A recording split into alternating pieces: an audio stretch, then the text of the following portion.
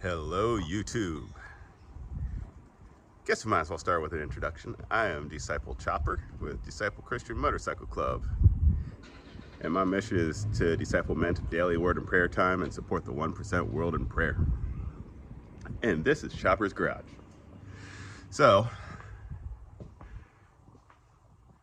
main purpose of this YouTube channel, though I'm sure we'll add in other stuff too and see where this all leads us, but is to talk about God a little bit and do some wrenching. Hopefully teach anybody and everybody that it could bless a little bit. We're going to be starting off with how to do TCLOCKS. If you don't know what those are, you'll find out soon. And maybe a little bit of protocol. We'll see how things go. So we're going to start this off with a little bit of encouragement coming from a good word. Now this one's a little close to my heart, honestly. I've been through a lot of my life, and maybe one day we'll get into a little bit of that, but I've come to learn that we've got to put on the armor of God every single day. Because the day that you aren't prepared, that you don't have that armor of God on, you become a real easy target, and you go down the rabbit hole of depression and suffering. And we need that protection. Not only that protection, but the ability to do spiritual warfare and encourage each other and lift each other up, because it becomes a lot harder to be able to do those things and to be able to do good works in the world when you don't got that armor on. Ephesians 6:10. Finally, be strong in the Lord and in his mighty power. Put on the full armor of God so that you can take your stand against the devil's schemes. For our struggle is not against flesh and blood, but against the rulers, against the authorities, against the powers of this dark world, and against the spiritual forces of evil in the heavenly realms. Therefore, put on the full armor of God so that when the day of evil comes, you may be able to stand your ground, and after you have done everything, to stand. Good stuff. Maybe next time we'll go into the next part of it and go into the details of what that armor is. But if you're curious today, I encourage you to go back into Ephesians 6 and look it up. It's good stuff. So a little bit ago, I was talking about TCLOCKS. What are they? So you'll have to excuse me because I got to bring up my notes. For those that already know me, know that I suffer from some memory problems caused by brain damage when I was a teenager. So there's your fair warning. I hopefully won't have to bring it up again in this channel. I don't like talking about it, but it is a reality of life. So what are TCLOCKS? TCLOCKS is an acronym that stands for tires, controls, lights, oils, chassis and chain, kickstand, and suspension. It's an acronym to help you remember what to look over on your bike. Because while these are all awesome, wild death machines, and we love doing crazy stuff on them, the last thing we want to do is have something that can be preventable cause something unexpected. Especially when we're out there having fun. Because I don't know about you, I love wrenching, but I don't like it interrupting when I'm riding. And I especially don't like it when I'm in a pack and somebody's, saddlebag or something flies off and you're dodging out of the way, or an exhaust, or a million other things, or it just breaks down or locks up, especially when it was something that could have been avoided if you just checked it over before you left. So we're going to go over how to do that, or at least examples, because every bike's a little different. I'm a Harley mechanic myself, though I'll work on basically anything, but Harleys are what I've been working on ever since I was little. So I'm going to put on the screen here what Disciple Christian Motorcyclist Club TCLOCKS look like, or as we call them, our seasonal checklist.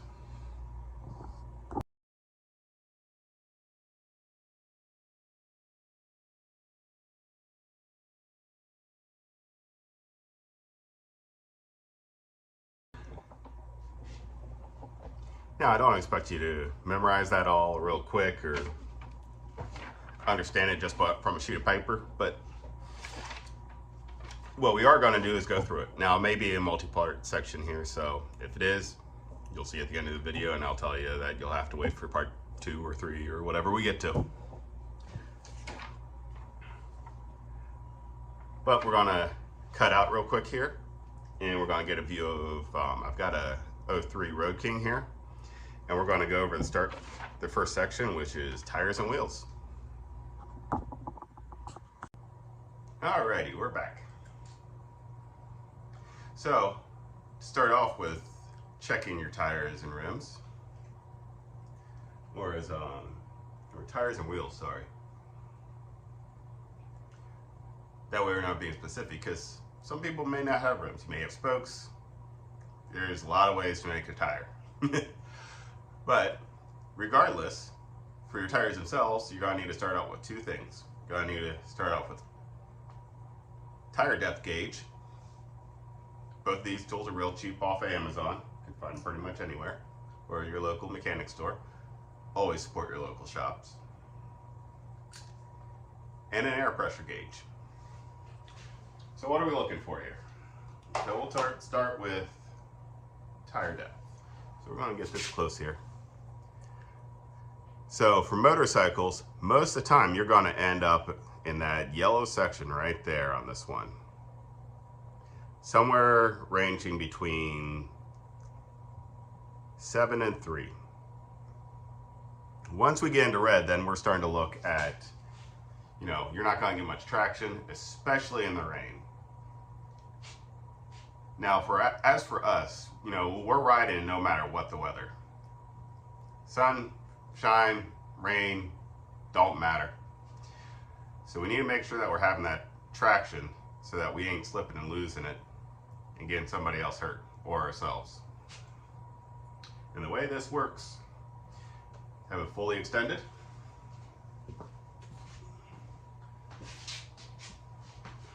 And you're going to go right to where the depth is. Push down. And you can see, and this is how this tire comes. These are almost brand new, because I'm almost touching green. So we're still good on tire depth. How about air pressure? So on my bike, and you should look up the specs for your specific tires, but in general, especially on Harleys, most of the time you want to start between 36 to 38 PSI on the front. This is going to allow you to use the physics of traction and compression to be able to grip those turns real good when you have to push those bars a little bit, especially when counter steering. But you want a nice hard 40 PSI in the back. And this is kind of the opposite. And we're just not, a lot of people may already know some of this information. We're just not going to assume, because this may bless somebody that doesn't know the basics. So we're going over everything, including the little stuff. So when you're checking the PSI, you want this, unlike the gauge where you want it full extended, you want that all the way in. And what I usually do is there's a little knob on the back that's actually used for releasing pressure, but that's where I put my thumb. Push it in. Hey, look, from it being sitting here for a little bit, because I've been riding my V-Rod for a while, it's only at 32 PSI. It's going to need some air. So I'm going to fill up this tire and then get back to you. Alrighty, we're back. Put some air in the tire, so that's all good now. Nobody wants to hear the compressor running. We also, while we're compressing it afterwards, and I got up on the jack, rotated the tire around, made sure there's no deformations, cracks that might indicate dry rot, bubbles, anything like that. Made sure there was no nails or anything in the tire, and made sure that the tire spins smoothly. Making sure that the bearings are still good. Now you're hearing a little bit of noise from the brake pad. That's because the thing needs a bath, and it's got a lot of salt on it from riding in the winter here. which is riding in the cold, and then letting it sit in the cold is also why your air pressure might go down. If it goes down consistently over time, that's an indication you got a leak somewhere. And then it's time to take it to a mechanic, most likely. Most of the time, you're going to need to replace the tire. Or if you can replace the tire yourself, do that. It's not worth it to ride on a tire that you don't trust. So the next thing that we need to check on is your brake pads.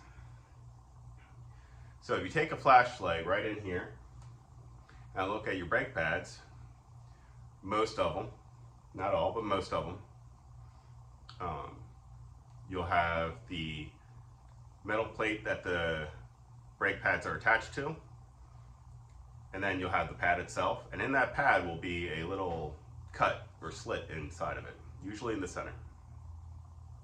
If you can no longer see the slit, and you should take a look at them before you put them on so you know what you're looking at, they need replaced. And this is my personal take on when to replace them, because I don't want them getting down to bare knuckle and messing up my rotors. That's just bad news. Because then I got more to replace when I want to just get out there and ride. I mean, most of the time my bikes aren't even clean, because if I could be cleaning it, I can be riding it. But anyways, you want to check your brake pads. Make sure they're up to snuff. And if you don't have that line in there, again, look at a brand new brake pad, compare it to what you have. If you're starting to get a lot of wear in it, especially if you're planning on putting on a lot of miles, maybe it's time to replace them. That's something you will definitely learn over time of, if you don't buy the ones that have the slit in it that give you kind of a cheap guide, that's something that you'll learn over time of, okay, how close is it getting before it's really time to replace them. On top of, you'll be feeling a difference. You won't be braking as good anymore either. And much as we want to go, we need to be able to stop. So wheels, switching over to that. Like I said, I showed you a little bit here that you do want to check the bearings as well, make sure it's rotating good. It's not getting hung up anywhere. Wheels, you want to check for things like, well, I don't have spokes. Mine are cast. But you want to check for cracks. Put your ear to that real close. Make sure that nothing sounds like it's leaking. Like I said, you want to check the bearings. You want to check any seals, especially around the valve stem. Another nice little trick is, if you have suspicions that it might not be how it should be, take a little bit of Dawn detergent soap, mix it with some water, spray it all over that, and you'll see bubbles anywhere that it's leaking air. And that is tires. And you know what? I think we're just going to split this into sections, so we're going to go over controls and lights next time. So look forward to part 2.